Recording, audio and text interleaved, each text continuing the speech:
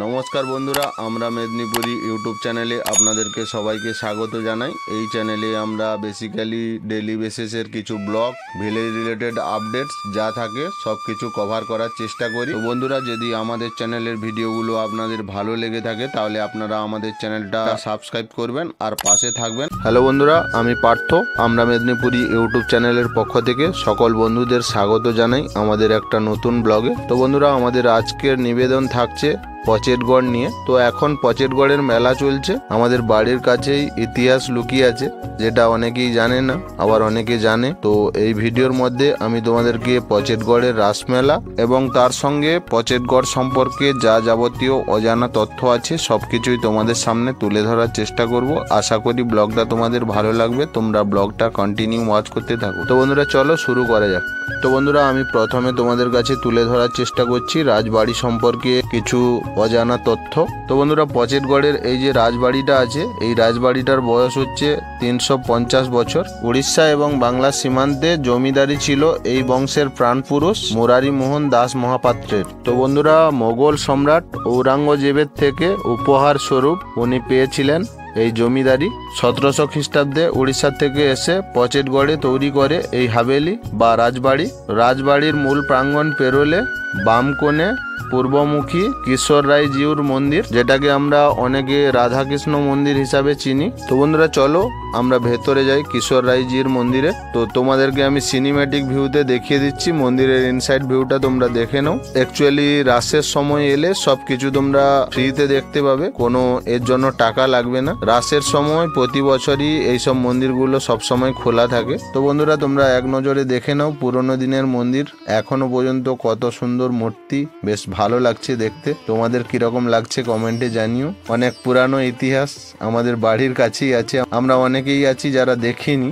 তো আমি আমার ভিডিওর মধ্য দিয়ে তোমাদের সামনে তুলে ধরার চেষ্টা করছি। তোমরা পুরো ব্লগটা কন্টিনিউ ওয়াচ করতে থাকো, তাহলে আমি পুরো জিনিসটা তোমাদের সামনে এক্সপ্লেন করার চেষ্টা করব। তো বন্ধুরা, ফাইনালি এখন আমি তোমাদেরকে কিশোর রায়জির মন্দির দেখিয়ে দিলাম। তো বন্ধুরা, এই কিশোর রায় জিউ মন্দিরের বাম দিকে রয়েছে ঝুলন মঞ্চ। এটাও একটা মন্দিরের মতো দেখতে লাগে, জায়গাটা বেশ ভালো। চলো এক নজরে তোমরা দেখে নাও। আমি ভেতরে যাইনি, বাইর দিয়ে তোমাদেরকে দেখিয়ে দিচ্ছি। তো আমি নাইট ভিউতে ক্যাপচার করেছি, কতটা ক্লিয়ার আসছে তোমরা দেখে নাও। তো বন্ধুরা, এবার আমি তোমাদের সামনে আরো কিছু তথ্য তুলে ধরার চেষ্টা করছি। অ্যাকচুয়ালি এই রাজ পরিবার আদিতে ছিল শৈব ধর্মে দীক্ষিত, পরে চৈতন্যদেবের শ্রীক্ষেত্র যাত্রাকালে বৈষ্ণব ধর্ম গ্রহণ করেন। তারপর রাজবাড়ির মধ্যে নির্মাণ করা হয় কুলদেবতা কিশোর রায় জিউর মন্দির। সেই থেকে শুরু হয় রাজবাড়িতে 12 মাসে 13 পার্বণ। তো বন্ধুরা, এই কিশোর রায় জিউর যে রাসযাত্রা হয়, এই রাসযাত্রা পচেট তথা পূর্ব মেদিনীপুরের বিখ্যাত আদি রাসযাত্রা নামে পরিচিত। অ্যাকচুয়ালি আমি প্রথম দিন যেদিন গেছিলাম ঠাকুর বেরিয়েছিল, সেই টাইমে আমি দেখেছি জমিদার বাড়ির যেই সব কালচারগুলো ফলো করতো, যেভাবে ঠাকুর বেরোতো, সব কিছু জিনিস এখনো পর্যন্ত সুরক্ষিত করে রাখা আছে। জিনিসটা দেখতে বেশ ভালো লাগে। অ্যাকচুয়ালি অনেক কিছু জিনিস দেখার বিষয় আছে যেটা তোমরা না দেখলে ভালো করে বুঝতে পারবে না। তো চলো ব্লগটা তোমরা কন্টিনিউ করো, তবুও আমি ভিডিওর মধ্য দিয়ে তোমাদের যতটা সম্ভব দেখানোর চেষ্টা করছি। তো বন্ধুরা, পচেটগড়ের দুর্গাপুজো কিন্তু একটি বিশেষ বৈশিষ্ট্যময় নামে পরিচিত, কারণ পুজোটা মূর্তিতে নয়, পুজোটা হয় ফটোচিত্রে। কোনো প্রতিমা থাকে না, ঘটোত্তোলন করে পুজোটা হয়, আর এই পুজোটা হয় ঝুলন মন্দিরে। তো বন্ধুরা, এইখানে একসময় পারিবারিক মাটির বাড়ি ছিল, তারপর কালক্রমে সেটি নষ্ট হয়ে যায়। তারপর ওই মাটির বাড়ির আদলে একটি বাড়ি তৈরি করে রাখা হয়েছে। চলো এক নজরে তোমরা সিনেম্যাটিক ভিউতে দেখে নাও। চলো ব্লগটা কন্টিনিউ করো, আরো অনেক কিছু জিনিস আছে দেখানোর মতো, তোমাদেরকে দেখাচ্ছি। রাজবাড়ির মূল প্রাঙ্গণে রয়েছে দেওয়ানি খাস, যা জমিদারি পরবর্তীতে হয়ে উঠেছে জলসা ঘর। তো বন্ধুরা, এই জায়গাটা তোমরা দেখতেই পাচ্ছ, এই জায়গাটা প্রথমে ছিল দেওয়ানি খাস, তারপর হয়েছে জলসা ঘর। চলো আরো অনেক কিছু ইতিহাস আছে, সব জিনিসগুলো আমি এক্সপ্লেন করছি তোমাদের সামনে। ভিডিওটা একটু বড় হচ্ছে, বাট সব জিনিসগুলো তোমরা বুঝতে পারবে। তো বন্ধুরা, এখন আমি তোমাদেরকে যে জায়গাটা দেখাচ্ছি, এই জায়গাটাতে এখন মিউজিয়াম তৈরি করা হয়েছে। এই মিউজিয়ামের মধ্যে আছে রাজবাড়ির পরিবারের রাজাদের চিত্র ও ওনাদের আসবাবপত্র। এছাড়াও সুনামধন্য যদু ভট্ট ছিলেন এই রাজ পরিবারের রাজগুরু। ওনার হাতের লেখা গানের খাতা এখনো পর্যন্ত এই মিউজিয়ামে সংরক্ষিত করে রাখা হয়েছে। অ্যাকচুয়ালি আমি যখন গেছিলাম মিউজিয়ামটা ভেতরে খোলা নেই, কারণ যেহেতু মেলা চলছে সবাইকে তো এন্ট্রি করালে তাহলে প্রচুর ভিড় লেগে যাবে। বাইরে থেকে স্পেস ছিল, ওই স্পেস দিয়ে আমি দেখেছি আর তোমাদেরকেও দেখাচ্ছি। চলো এক নজরে তোমরা সিনেম্যাটিক ভিউতে দেখে নাও রাজ পরিবারের রাজা মহারাজাদের ছবি। অ্যাকচুয়ালি কেউ যদি রাজবাড়িতে এসে স্টে করে তাদেরকে কমপ্লিটলি ঘুরিয়ে দেখাবে ওখানে যিনারা কর্মকর্তা আছেন। তো বন্ধুরা এখন আমরা আছি নারায়ণ জিউ ও পঞ্চেশ্বর জিউ মন্দিরের সামনে। তো বন্ধুরা প্রথমে তোমরা নারায়ণ জিউকে দর্শন করুন, তারপর নারায়ণ জিউ সম্পর্কে আমি কিছু অজানা তথ্য তোমাদের কাছে তুলে ধরার চেষ্টা করছি। তো বন্ধুরা দেখে নাও নারায়ণজিকে দেখতে কতটা সুন্দর লাগছে। তো বন্ধুরা রাজবাড়ির রীতি অনুযায়ী প্রথমে ভোগ চড়ানো হয় নারায়ণ জিউর মন্দিরে। তো বন্ধুরা এখন তোমরা জেনে নাও নারায়ণ জিউ সম্পর্কে ইতিহাস। পটাশপুর অঞ্চলে পুকুর খননে পাওয়া যায় এই মূর্তি, সেই থেকে এই মন্দিরে প্রতিষ্ঠিত হয় নারায়ণ জিউর মূর্তি। দিনে 2 বেলা নিত্য পূজা হয় এই মন্দিরে। তো বন্ধুরা এখন আমি তোমাদেরকে দেখাচ্ছি বাবা পঞ্চেশ্বর জিউর মন্দির। তো বন্ধুরা এই মন্দিরটি কিন্তু সর্বপ্রথম তৈরি করা হয়েছিল। তো বন্ধুরা জঙ্গল পরিষ্কার করতে গিয়ে পাওয়া গেছিল এই শিবলিঙ্গের মূর্তি।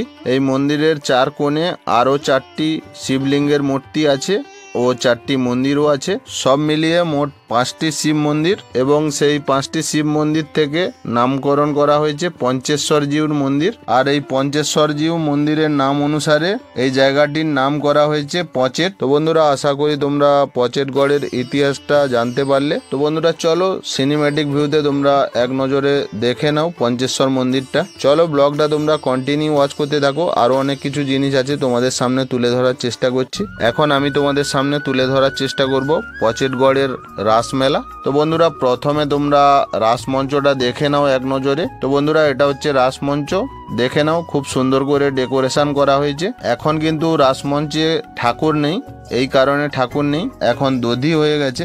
দধির পরে ঠাকুর আর রাসমঞ্চে যায় না। তো বন্ধুরা এখন আমি তোমাদেরকে সিনেম্যাটিক ভিউতে পুরো মেলা ভিউটা শেয়ার করার চেষ্টা করছি, তোমরা ব্লগটা কন্টিনিউ ওয়াচ করতে থাকো। আর একটা কথা, যে সকল বন্ধুরা তোমরা এই জায়গাতে আসতে চাইছো, এই জায়গাতে হোমস্টে করা যায়, খাওয়া থাকা দুটো জিনিসেরই ব্যবস্থা আছে। তো তোমরা যদি কেউ আসতে চাও তাহলে আমার ডিসক্রিপশনে কন্ট্যাক্ট নাম্বার দেওয়া আছে, ওই নাম্বারে তোমরা যোগাযোগ করো। আর একটা কথা আমি বলতে ভুলে গেছি, যারা এখনো পর্যন্ত ভিডিওটার মধ্যে লাইক করনি আর চ্যানেলটা সাবস্ক্রাইব করনি তারা চ্যানেলটা সাবস্ক্রাইব করতে ভুলো না, কিন্তু তোমাদের জন্যই সবকিছু করা হচ্ছে। আর যারা মেদিনীপুর থেকে দেখছো তারা কমেন্ট করবে আই লাভ মেদিনীপুর, তাহলে আমরা বুঝতে পারবো। আর এই ব্লগটা তোমাদের কিরকম লাগলো কমেন্টে জানিও।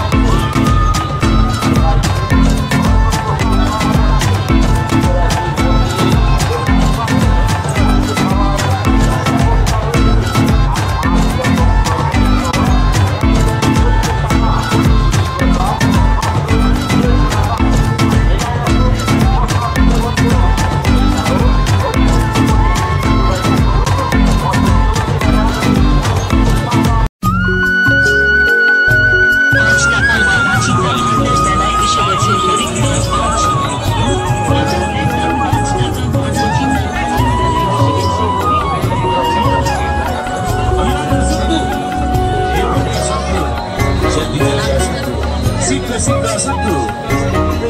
20 ଟଙ୍କା ସ୍ଥିର ଜିନିଷ, 20 ଟଙ୍କା ସ୍ଥିରର ଜିନିଷ, 20 ଟଙ୍କା ଖାଇବାର ଜିନିଷ, 20 ଟଙ୍କା। ଇଆଡେ ଆସନ୍ତୁ।